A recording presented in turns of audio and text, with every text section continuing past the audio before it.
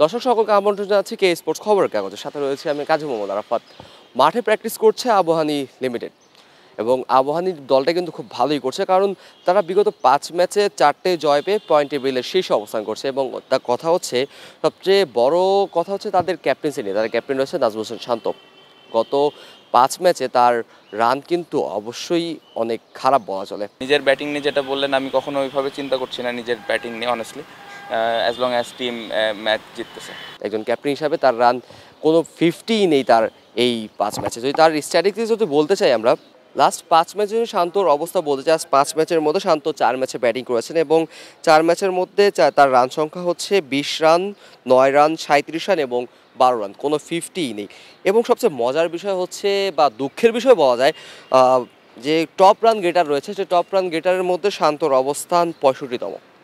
কিছুক্ষণ আগে শান্তর সাথে আমরা প্রেস ব্রিফিংয়ে কথা বলেছিলাম এবং শান্ত বললেন যে তিনি তার ব্যাটিং নিয়ে চিন্তিত নয়, কিন্তু তিনি চিন্তিত না হলে দেশের ক্রিকেট কিন্তু অবশ্যই চিন্তিত। কারণ একজন ক্যাপ্টেনের ব্যাটে যদি রান খরা থাকে তাহলে কিন্তু পুরো টিমই কিন্তু অবস্থা ভালো থাকে না। কিন্তু টিমের কিন্তু একটা যে ব্যাকবোন থাকে বা রান করার একটা স্পেস থাকে, সেটা কিন্তু একটু কমে যায়। লাস্ট ম্যাচেও কিন্তু শান্ত কিন্তু ওপেনিং করেছিল, কিন্তু এখন কথা হচ্ছে শান্ত কি ওয়ান ডাউন রেখে ওপেনিংয়ে ট্রাই করছেন, এর প্রশ্নের প্রেক্ষিতে তিনি বলছেন এখনও কিছু বলতে যাচ্ছেন না।